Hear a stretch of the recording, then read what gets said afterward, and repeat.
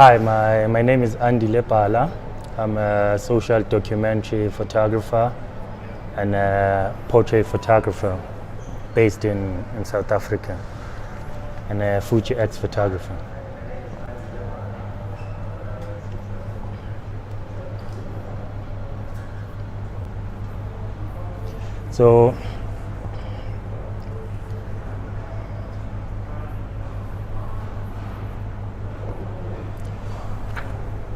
So today I will be taking you through some of my process, the type of gear that I use, and what kind of stories that I take or tell. But today's workshop is not about me, but it's about people I've photographed, people I've met, conversation I've had, spaces I've seen, and how I've learned from the spaces that I've came across and people I've seen. I'll be speaking more into rule of odds, speaking about how to build a narrative through photographs, and then speaking about the best camera I've used by far. So it's just gonna be one of those conversations, taking comments there and there, answering questions there and there, and having fun through image making. So I've been building this project titled God Moves for 3 years now. It's been an ongoing project that happened while I was walking around street of Soweto. Basically, I was cycling around. Then I decided to just get off my bike and push it. When I was pushing the bike, the sun was dying and the light was quite amazing, and I started hearing these voices of young legends, and looked around and I saw them moving on top of the wall. And when I saw them moving on top of the wall, I was like, wow, this is quite amazing. Then I took my bike, I placed it on the side, took out my bag. At that time, I remember shooting on an XT10 on a 90mm because I was far. Then I decided to create the silhouette. It was not even a silhouette by that time. It was just a movement. I was fascinated by the movement that I saw, and I decided to photograph these young legends. I was excited when I saw the image on camera, and I walked to my place, put my camera away, had some coffee, had some conversations with the people that I was around. Then it happened again when I was just sitting and decided, let me edit some of my images and see what I have on my archive.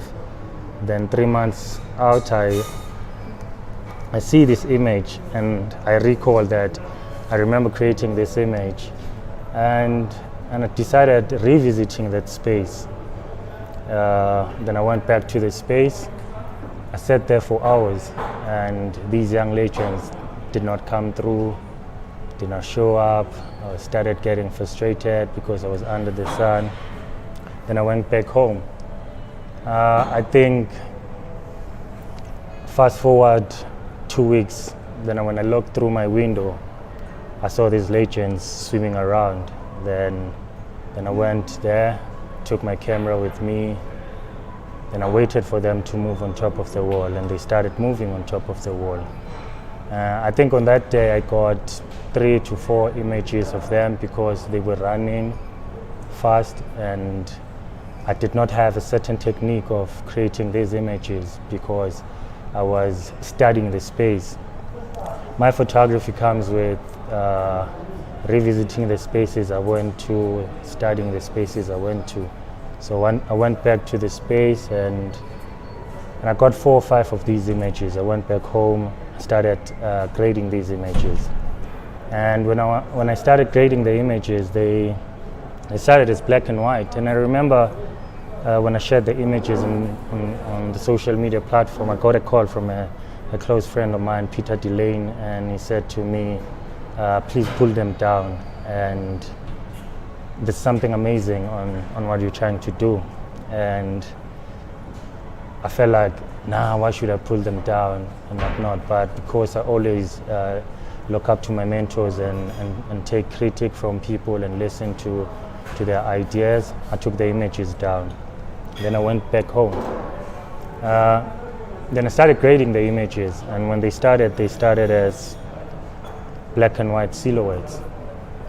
So the reason they started as black and white silhouettes is because 20 years back I used to go to the same dam where I photographed these images. I used to go to swim on those spaces, and we were not allowed to go swim on that space. Our parents had a problem with that, and if they knew that you went to that space, you would get into trouble. So when these young legends were moving on top of this wall, they started, some were starting to become comfortable with me because I started making relationships with them, because every time when they come through, I'll chill with them, I watch them swim and stuff. So when they would start having conversation, one would say, please don't show me on social media, and the other one would say, Malum, I don't have a problem, you can show me on these media platforms and stuff. And some would be like, nah, don't show me. That's where the idea of the silhouette came about, where I had to hide the identity of the people moving on top of the wall so that I can't get them into trouble. So the project is titled God Moves because most of the people that are moving on top of the wall, it's either they go into the dam to swim, others they go into the dam to do, others are just there for church because the space is more of an open space where a lot of people go and pray. So in the morning, so in these images you could pick up from the gestures, the movement and the freedom. Some people are amazing, some people are feeling down, but when they come back, so when they move into the left-hand side, they're moving into the mountain to pray, and when they move into the right-hand side, they go into the dam for Inhlambululo. Then I started building this relationship with these young legends that were moving on top of the wall, and we had crazy conversation. Part of me wanted to stage these images, but my approach is about conversations, because most of my images start from conversations, and I was like, let me allow the wall to narrate the story. Let me allow the camera to narrate the story. So I tried to photograph these images in the same time. The technical side of it, I tried to photograph them in the same time, in the same approach.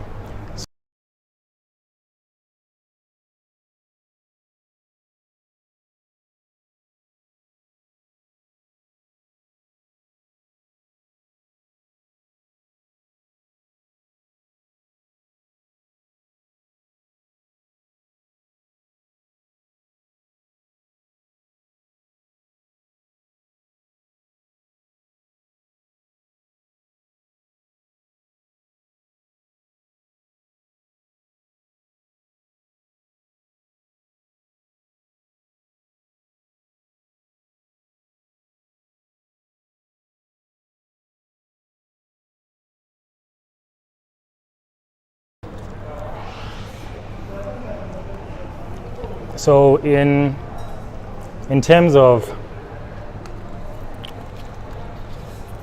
how I photograph them, the idea was to photograph them in a similar way. To photograph them placing a camera in the same spot, in different times, sometimes in the same time. But the key was how do I photograph them? What do I photograph? Where do I place my camera? That's how I decided to come with this idea of rule of odds. The same angle, the composition is the same. I tried to let the images to tell the story. So in terms of how I decided to show them or to photograph them, so the idea was has always been shoot in threes. So I shoot in ones, which is it's one person. Nothing was staged, so everything happened. Everything happened in a candid approach. Then I decided to start shooting in ones. I show them in threes. So I decide what I want to put on the frame, and the idea was to maintain that look and feel. So this project is more of a project that happened between me and a lot of friends, and asking advice from different people in terms of the grading. So the reflection of the blues on the reflection of the sky, it actually speaks to water, and the darker part speaks to Bantu, which is the people that are moving on top of this wall. Because the project is it's a second phase of a project titled Amans that explores African spirituality. So the idea for me was to maintain that and always show Amans, but in this case I was using the sky and the grading of the blues to show Amans. So if you could look into the shared screen, so they move in different numbers. They move in different numbers where it's everyday lives of everyday people. So these young legends normally come to this space where they're hunting. Normally when they move around with dogs, they're hunting, and also they're coming around to swim and stuff. And yeah.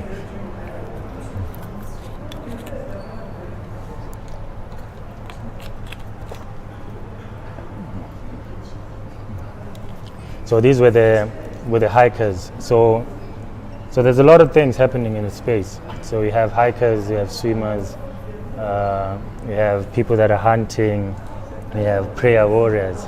So these were the people hiking in the morning. So I think they hike normally on Saturdays around 8 a.m. So I also started building a relationship with them, and have basic conversation, because this project is one of those projects that great conversations that normally ends with the picture.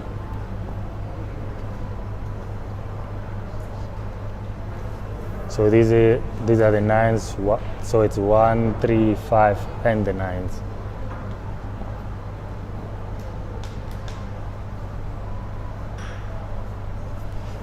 So in terms of how I shoot or how I create work, so most of my work starts in conversations, and my work is not much about me. It's mostly about people I photograph. They allow me to find myself through them, through how I photograph them. I shoot with the smallest camera, so sometimes I shoot on an X-T10, so that I don't, because sometimes cameras can come as a tool, can come as a weapon. So when I shoot on an X-T10, it does not intimidate people that much. It becomes easy for people to give you the type of an image that you're looking for. I don't shoot much of portraits because I struggle to photograph portraits. I allow people to give me an idea of how I should photograph them through those conversations that I have with them.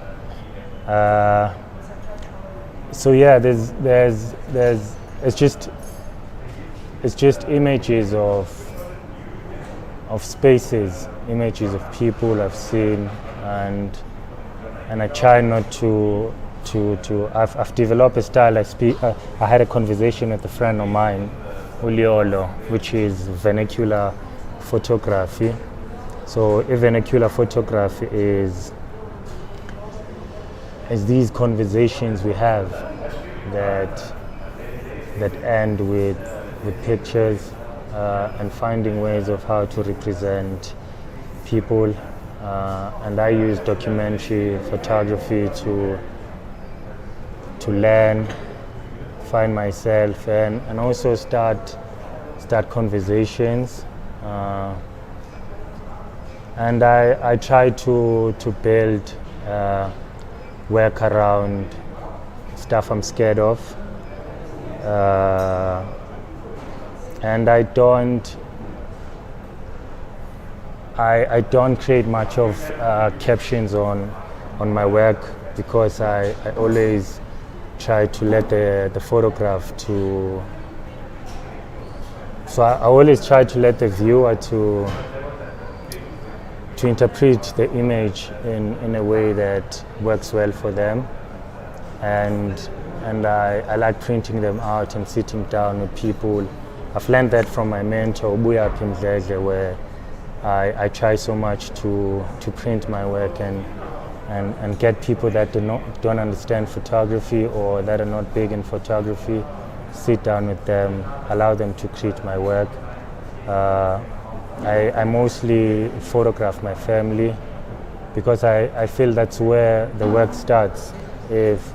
If you start understanding how you photograph your family, or you photograph the people that you're close to, it teaches you a way of photographing people in a most dignified way, in a most respectful way.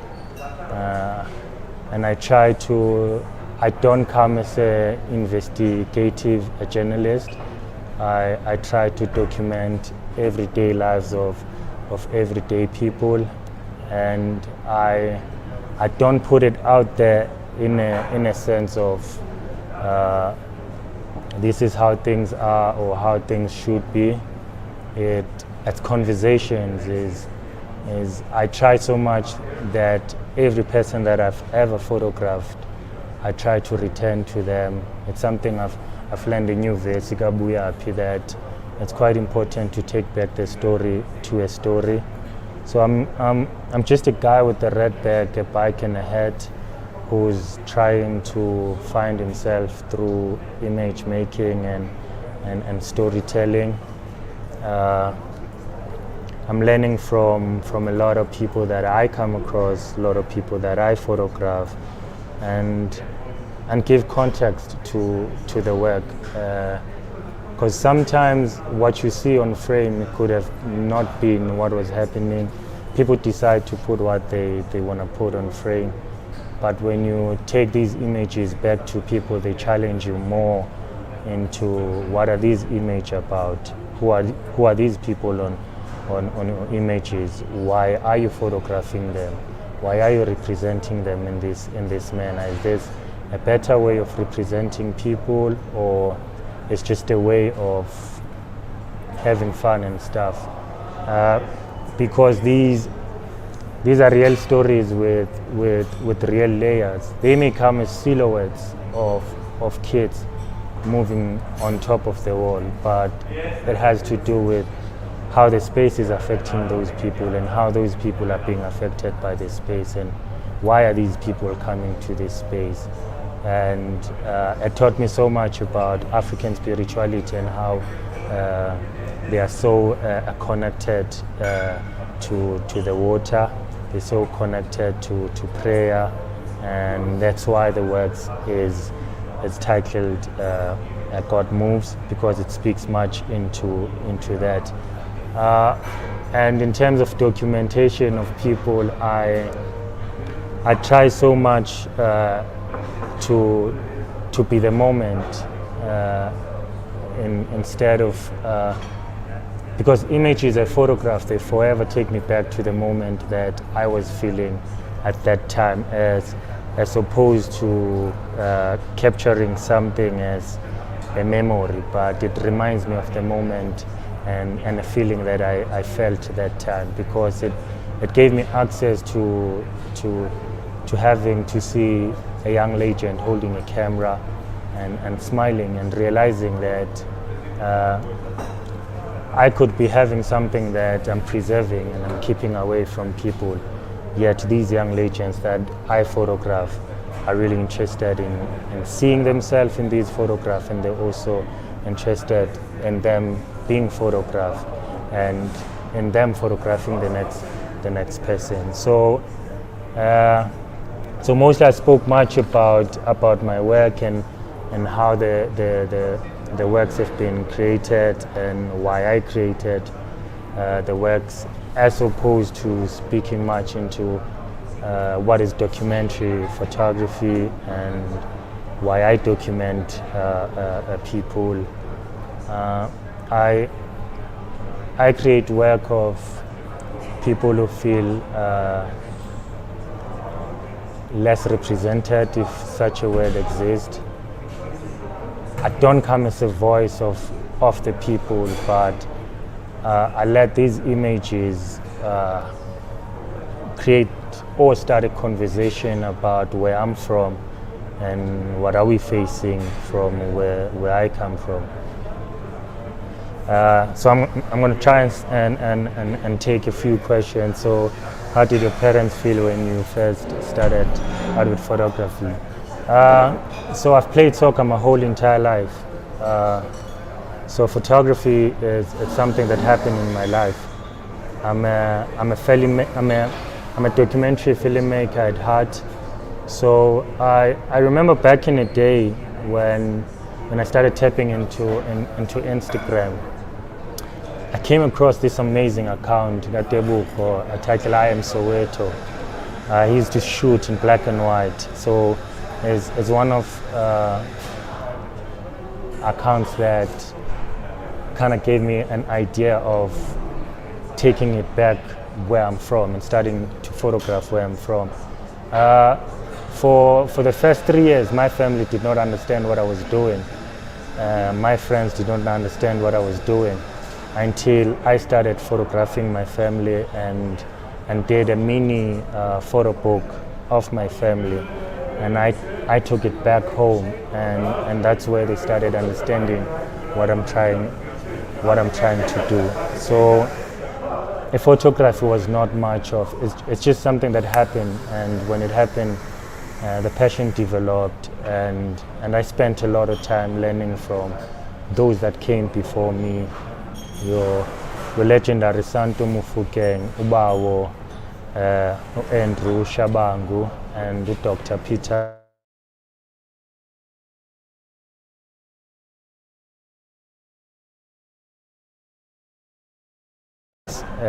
A lot of people that I came across just gave me an idea of seeing the importance of creating the works, being exposed to Ubuyaphi Mdledle, the new verse Ubuyaphi, made it easy for me to explain to my parents what I was trying to do and what I was doing, what I'm trying to do.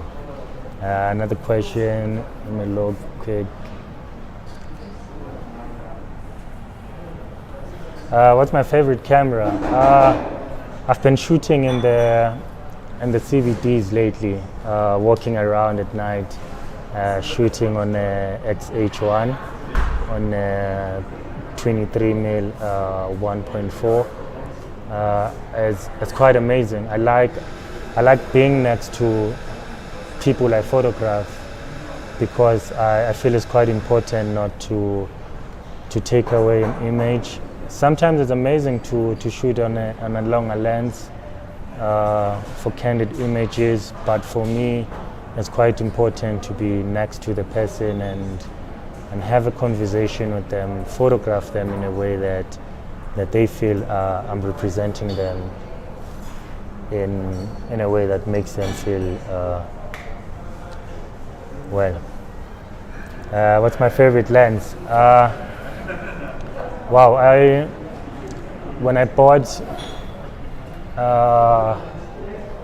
my go-to lens is a 56. I love the depth of field in a 23mm. I love the depth of field, shallow depth of field. I love environmental portraits because for me it's quite important to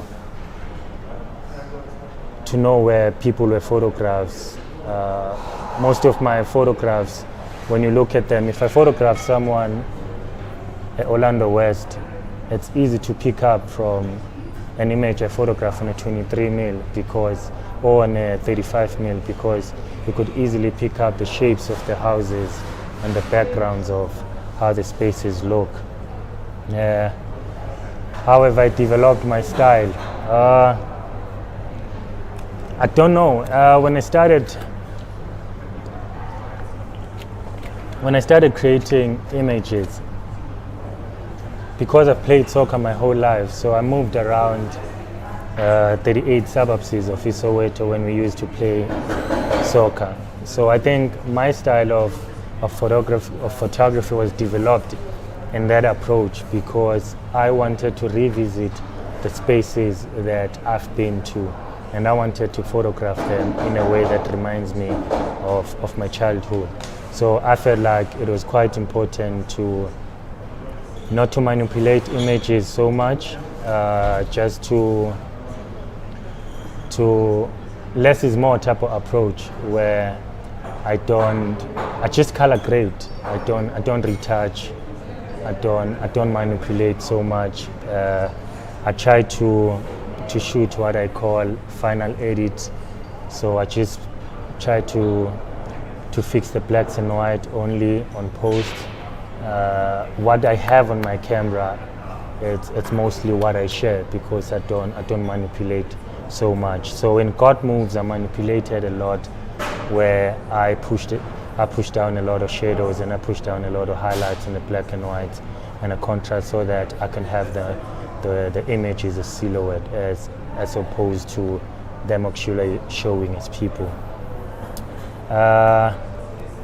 What's another question is,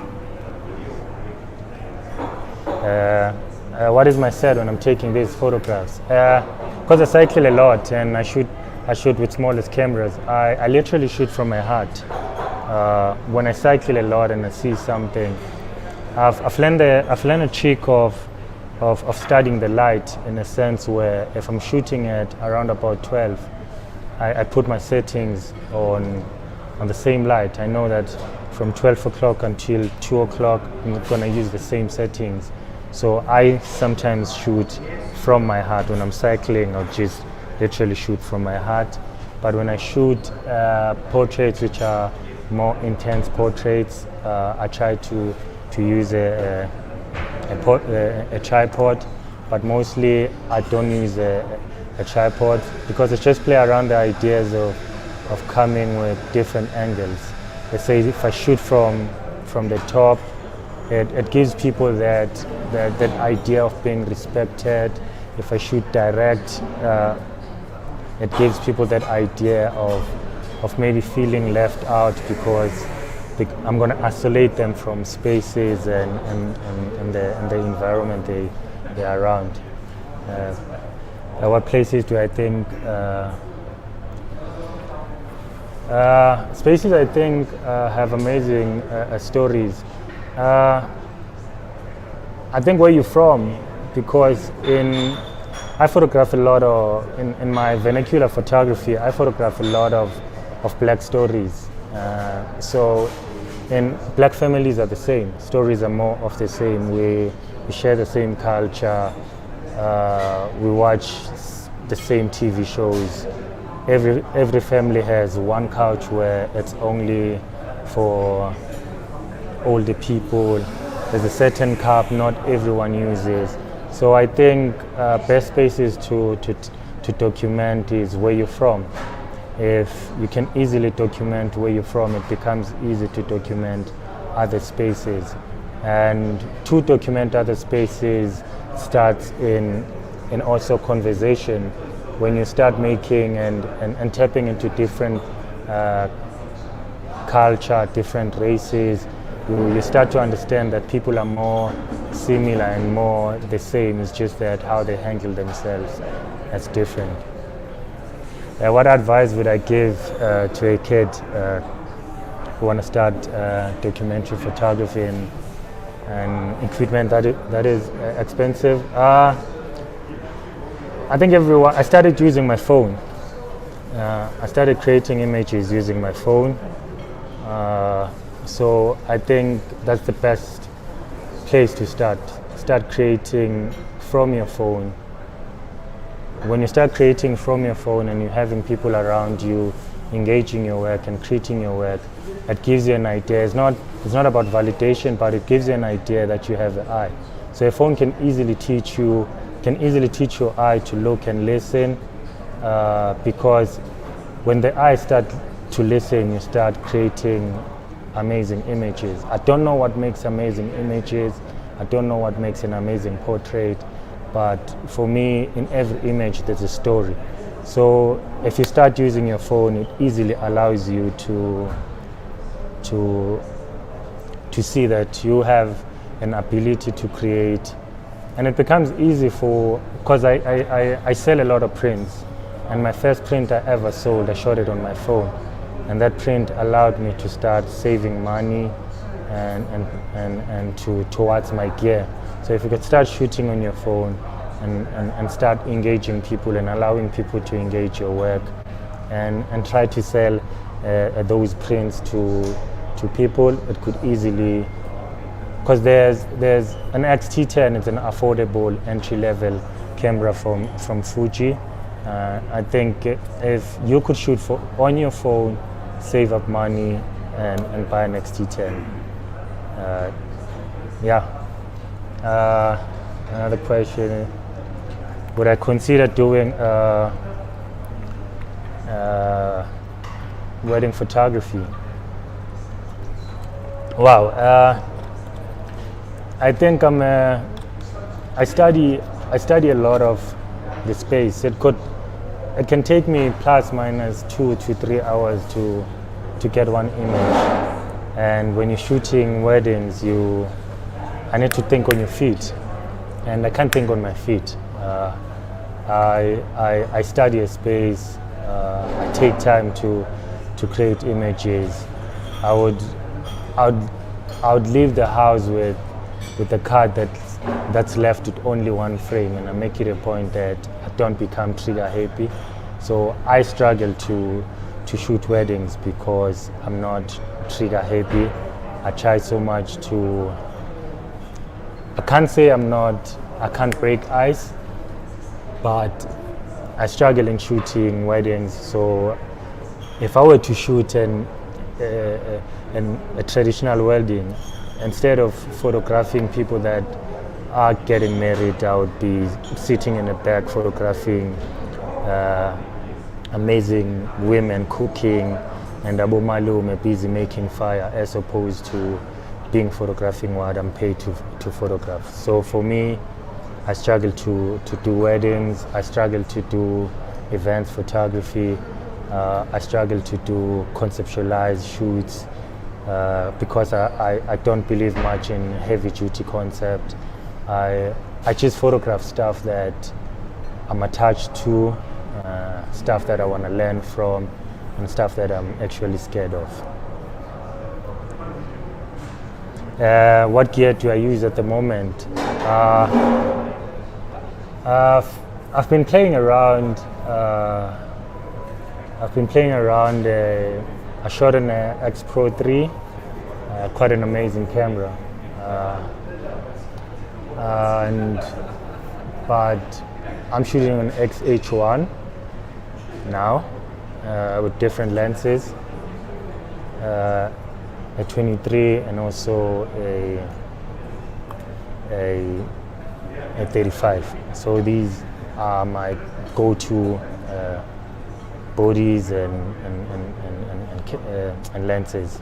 But I'm looking into exploring more on gear, in terms of gear, just to explore some different techniques and the look and feel. How did I get to start in selling prints? I grew up seeing images of Abompo and Abomponyana. Those are images that always gave us hope in black families. And I always seen photo albums at my place, and every time I visit a friend, there was a photograph of someone on their wall. And I felt like every township household need to own an Andile Bhala so that they could easily relate on pictures they see in the walls. So, and I started printing my own works. The first 5 images I printed for my place. And when people started visiting my place, and some of the people were seeing the pictures on the gram, were like, they would love to own those images, then I started printing a lot.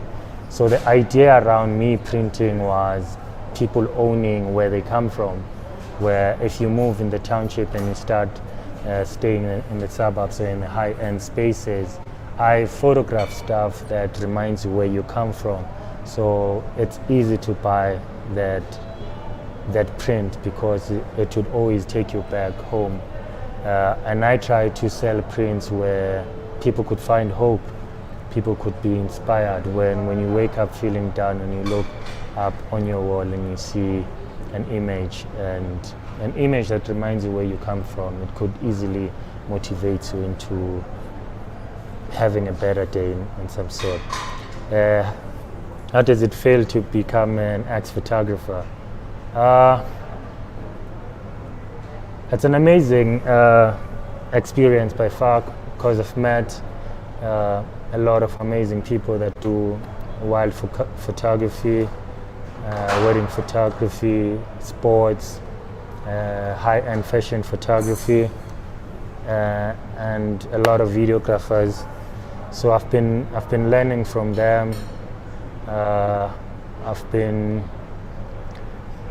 It's something that is one of those experiences that one can't explain. Because I remember only in 2017, I remember Anthony Bosman was running a competition of an image that could define the Jozi CBDs, the Jozi landscape. So they were looking for a landscape image, and I remember the competition. Last day of the competition, I joined and I submit one of the photographs that I shot on a phone.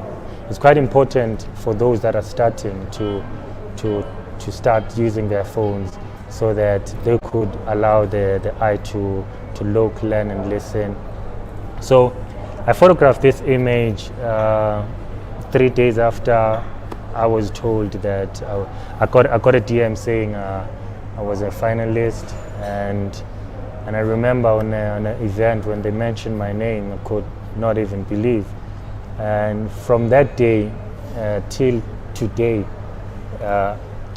then I started photographing using a Fujifilm. And when I got also an interview being considered as an ex-photographer, it was quite an amazing thing for me, and an amazing experience.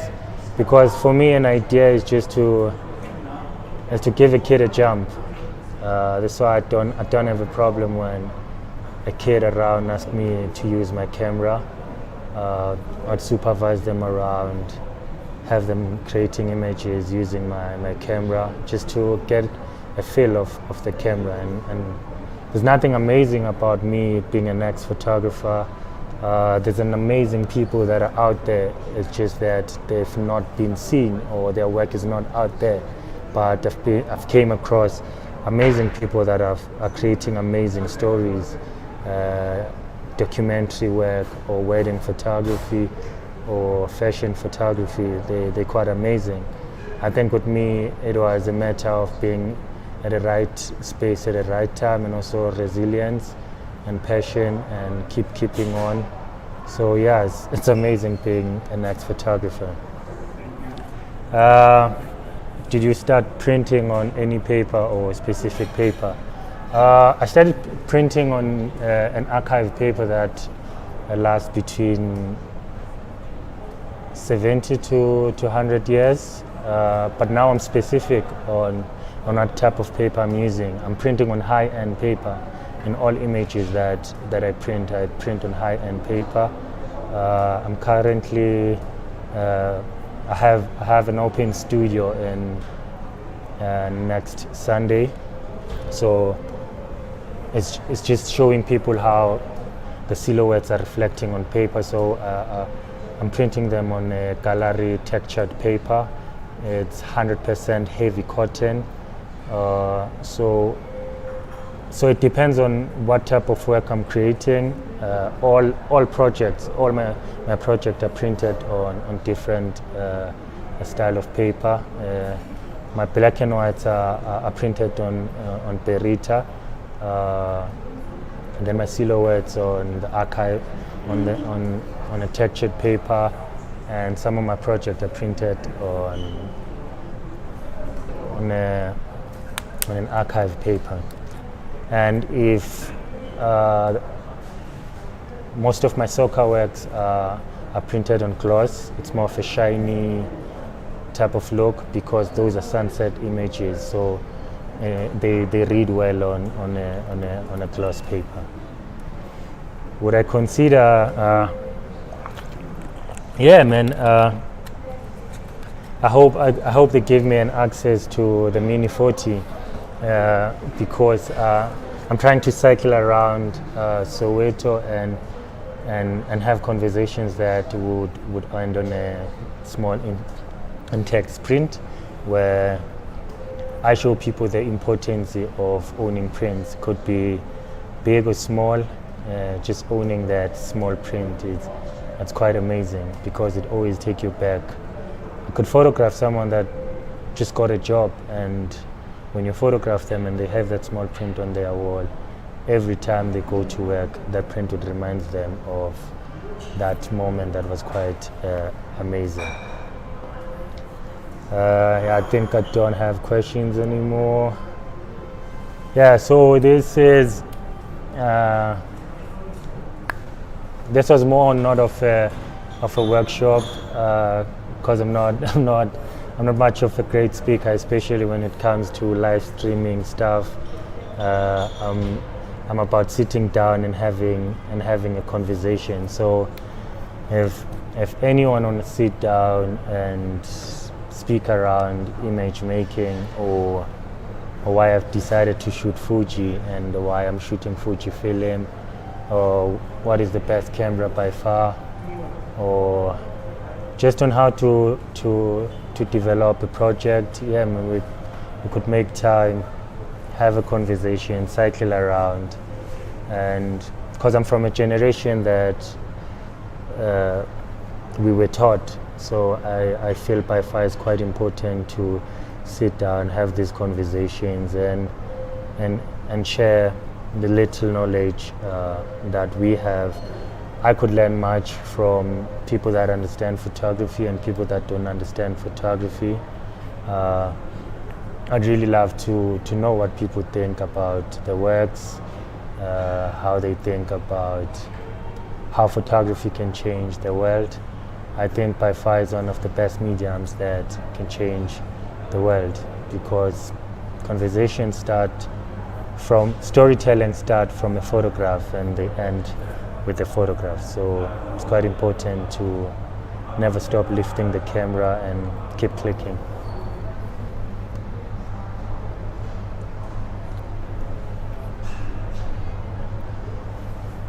So I think we will be having a couple of speakers tomorrow and also on Sunday at Cameras.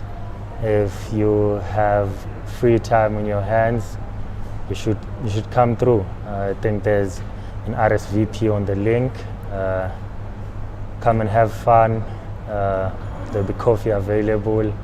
I think, and yeah, I mean, let's sit down, have conversations, and build these stories. My name is Andile Bhala. Thank you for checking me out. Check out Tim on Saturday and Sunday. It's gonna be amazing.